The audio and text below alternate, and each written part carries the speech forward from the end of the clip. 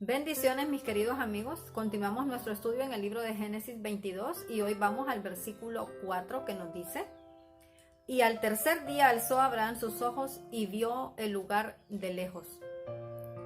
En nuestro devocional pasado quedamos en que iba a comenzar el viaje. ¿Cuántos días entonces duró este viaje? Nos dice aquí que duró 3 días. Cada paso que Abraham daba le costaba penoso esfuerzo.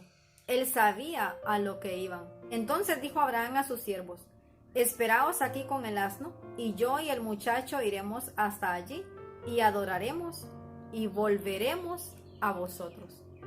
Estas palabras implicaban mucha fe.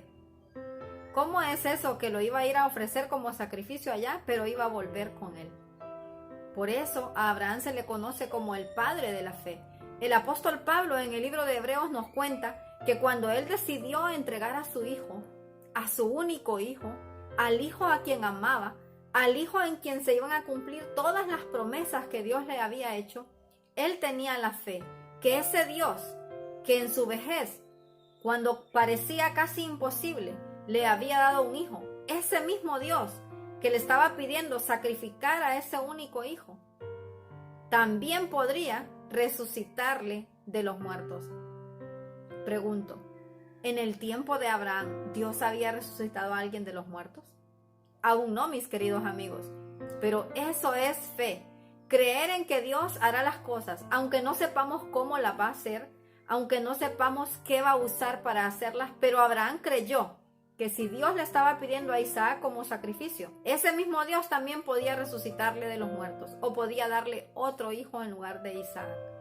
Así que con mucha fe Abraham dijo: espérennos aquí. Isaac y yo vamos a ir y luego vamos a volver a ustedes. Nos sigue diciendo: y tomó Abraham la leña del holocausto y la puso sobre Isaac su hijo.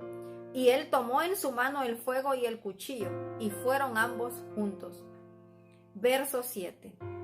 Y esta pregunta yo creo que desgarró el corazón de Abraham. Él dijo: Padre mío. Y él respondió: heme aquí mi hijo.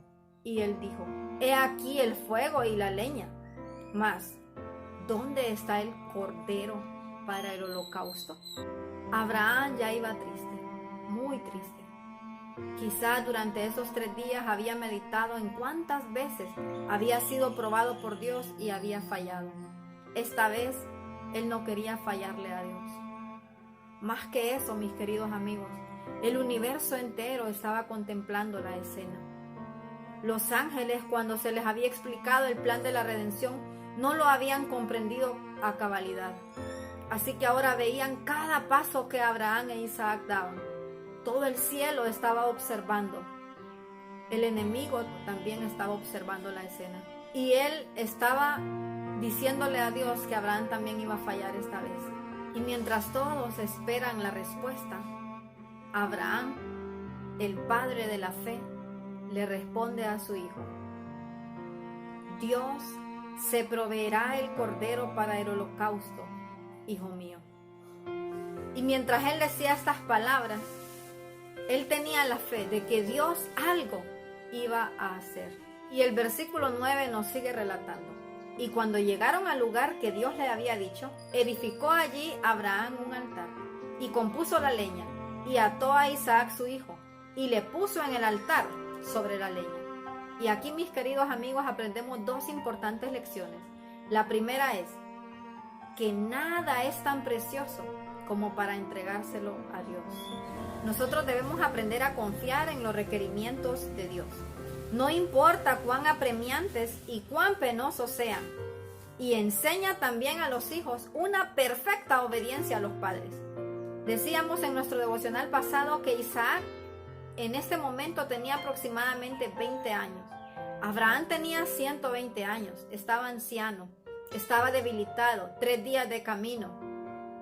Si Isaac no hubiese querido, no se hubiese dejado atar las manos, pero más bien el comentario nos dice que él mismo le dio palabras de ánimo a su padre. Lloraron juntos, se abrazaron, se besaron. Isaac mismo se acostó sobre el altar. Y en nuestro próximo devocional veremos qué sucedió después. Que Dios nos ayude a meditar en este día.